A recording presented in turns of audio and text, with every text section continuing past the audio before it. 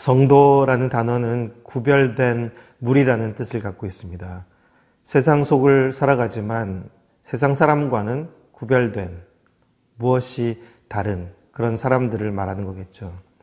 실제로 뭐가 다른가, 무엇이 구별되나 생각해 보면 성도는 정체성이 다르고 또 삶의 동력, 에너지의 근원이 다르고 또 목적지도 다르다는 것을 오늘 성경은 또 우리에게 보여주고 있습니다. 오늘 말씀을 통해서 성도로 살아가는 우리에게 소중한 것이 무엇인가 다시 한번 돌아보게 됩니다.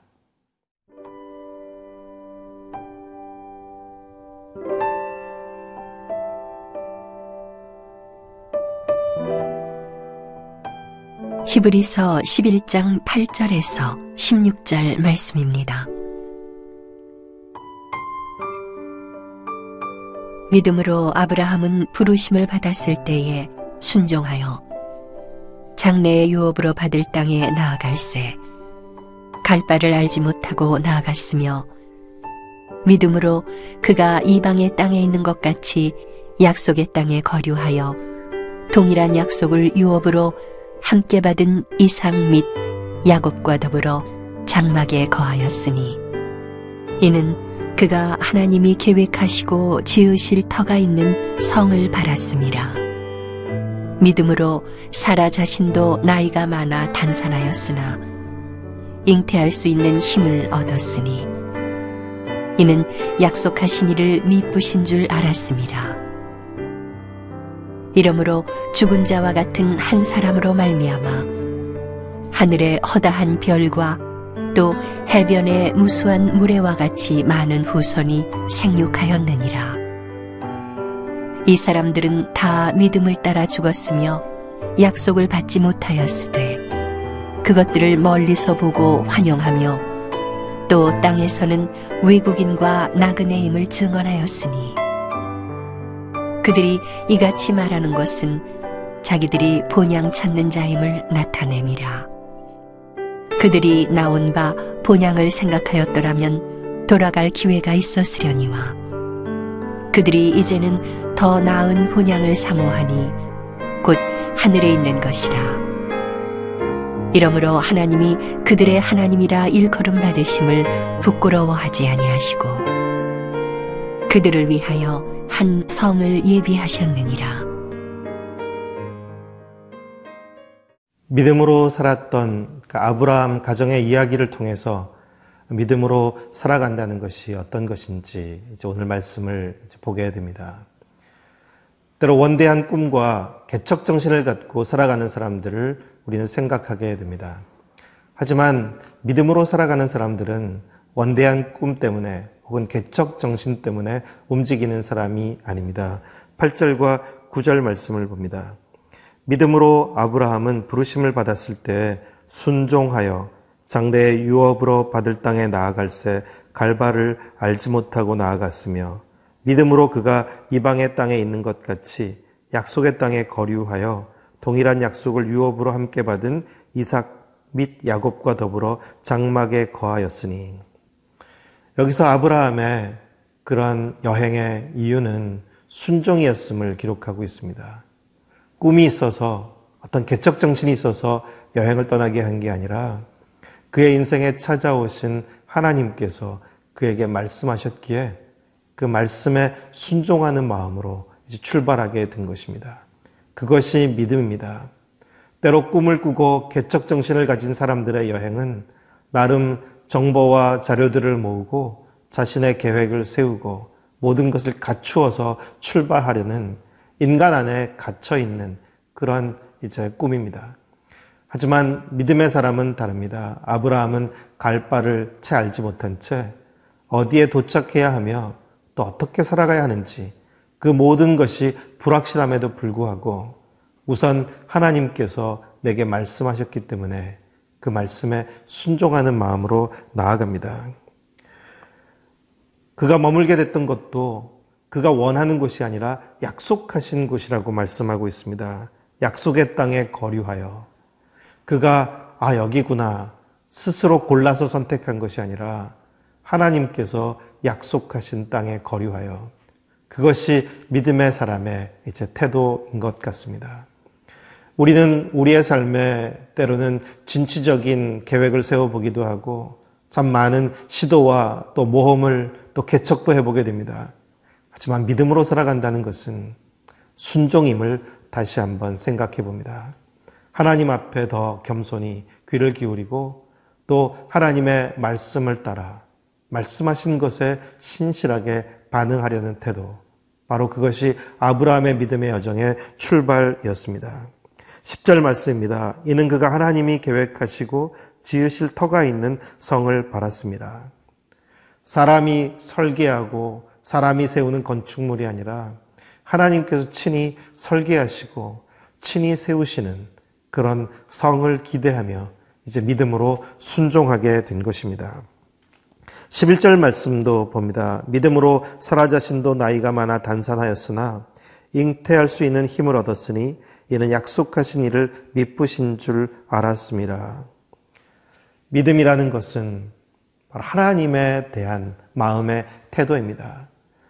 우리의 한계 속에서 우리는 많은 일들을 이제 겪고 또 선택하게 되게 되지만 그러나 믿음이라는 것은 그 한계를 넘어서서 하나님의 더 크신 주권적인 손을 인정하고 그 하나님의 주권 앞에 나를 복종시키는 태도입니다.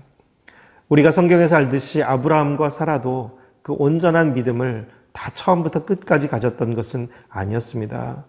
때로는 흔들거렸고 때로는 약해지기도 했습니다. 하지만 이들이 귀한 믿음의 사람으로 계속 우리에게 다가오는 이유는 그럼에도 불구하고 또 그들의 삶 속에 찾아오셔서 약속하시는 그 하나님의 말씀에 자신을 내어드리게 된 것입니다. 그것이 그들을 믿음의 조상으로 세워준 그런 기초였습니다. 12절 말씀입니다. 이러므로 죽은 자와 같은 한 사람으로 말미암아 하늘의 허다한 별과 또 해변의 무수한 모래와 같이 많은 후손이 생육하였느니라. 믿음에는 보상이 있습니다.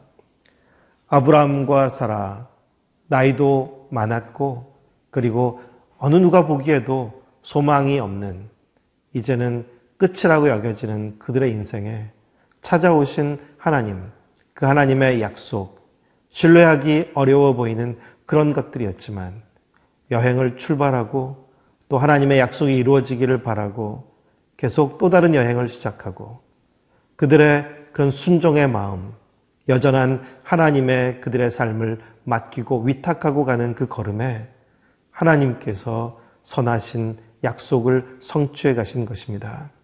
아브라함과 사라를 통하여 이루어진 그 놀라운 이스라엘 민족의 구원의 역사를 우리 성경을 통해서 이제는 보고 있습니다. 한 사람, 그 믿음이 놀라운 하나님의 역사를 시작하게 하고 이루어가게 된 것처럼 우리의 삶 속에서도 우리의 그런 순종의 믿음이 하나님의 일을 이루어 가게 될 것입니다.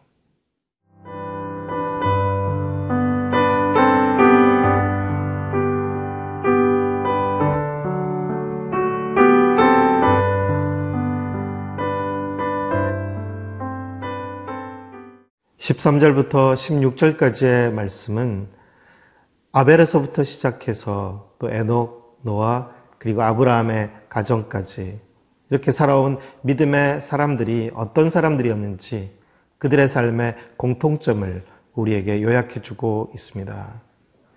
그들에게 있었던 첫 번째 공통점은 하나님의 약속 말씀에 대한 태도입니다.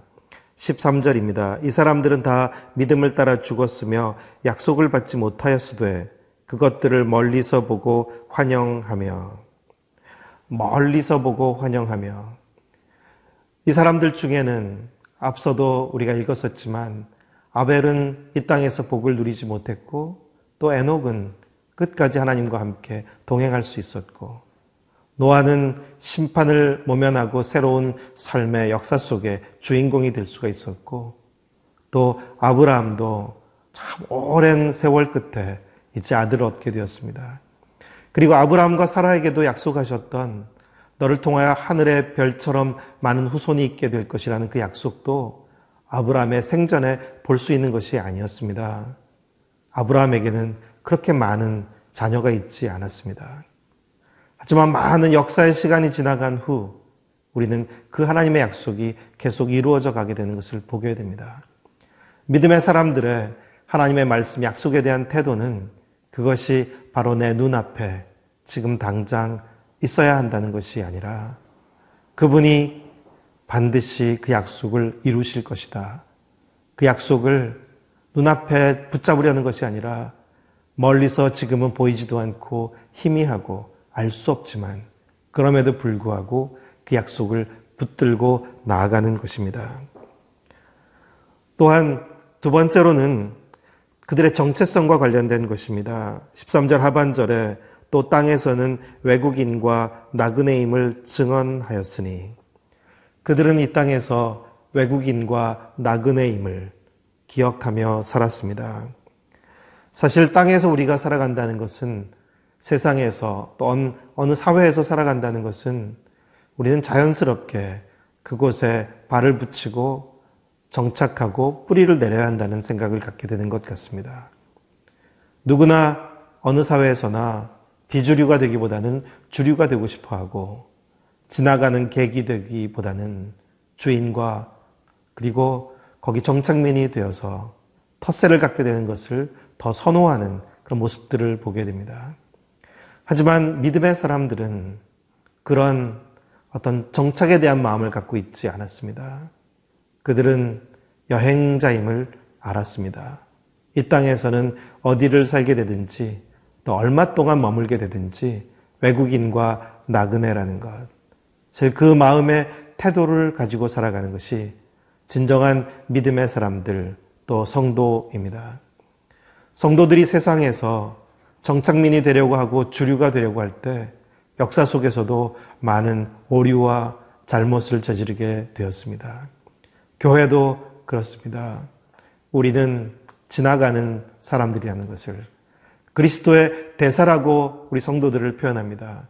우리가 알듯이 대사는 한 나라에 영원히 거주하지 않습니다. 자신의 본국은 있고 지금은 타국에 와서 잠시 일정 기간 동안 부르심의 소명 때문에 머무는 것이고 또 나를 보내신 분이 옮기라면 옮겨지는 것입니다.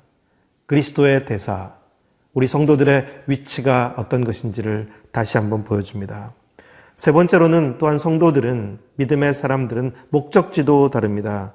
14절 15절에 보면 그들이 같이 말하는 것은 자기들이 본향 찾는 자임을 나타냄이라.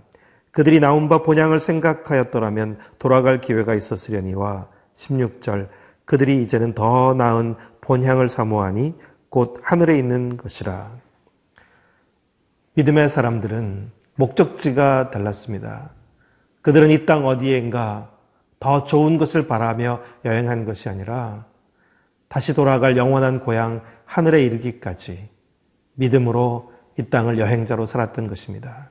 그래서 이 땅의 미련이 그렇게 크지 않았습니다. 그렇게 귀한 믿음으로 살았기 때문에 하나님께서 그들에게 주신 약속, 보상의 약속이 그 다음에 이렇게 기록됩니다. 이러므로 하나님이 그들의 하나님이라 일컬음 받으심을 부끄러워하지 아니하시고 그들을 위하여 한 성을 예비하셨느니라. 이 말씀을 바꾸어 말한다면 만약 우리가 진정 이런 믿음의 태도를 잃어버리고 산다면 우리가 믿음으로 순종의 삶을 살지도 않고 또 정체성도 이 땅에서 얻으려고 하고 목적지도 이 땅에서 다 얻으려고 한다면 하나님은 우리의 하나님이라 일컬음 받으심을 부끄러워하실 것이고 우리가 진정 그분께서 예비해 놓으신 하늘의 성에 거하는데 부끄럽게 될 것입니다. 진정 믿음으로 살았던 귀한 사람들의 발자취를 통하여 오늘을 사는 우리 성도들의 마음과 삶을 돌아보게 됩니다. 그리고 바로 이들의 보여준 아름다운 모범처럼 우리도 그렇게 살아내므로 우리의 또한 자녀 손들에게 귀한 믿음의 유산을 물려줄 수 있게 되기를 소원합니다. 기도하겠습니다. 하나님 아버지, 저희에게 믿음을 주셨습니다. 이 믿음이 진정 소중한 믿음으로 하나님께 인정되기를 소원합니다. 주님, 저희가 오직 믿음으로 하나님의 약속의 말씀을 멀리서도 환영하며 그 붙들고 살아가는 순종의 사람들 되게 하여 주시고, 또 이 땅에서 정체성을 얻으려 하지 않고, 또 이 땅을 목적지로 삼지 않고 오직 하나님께 속한 자로 그리스도의 대사로 이 땅에서는 외국인과 나그네의 마음으로 장차 도착할 본향 하늘에까지 믿음의 여행을 신실하게 감당하는 저희 모두가 되게 하여 주시옵소서. 예수님의 이름으로 기도드립니다. 아멘.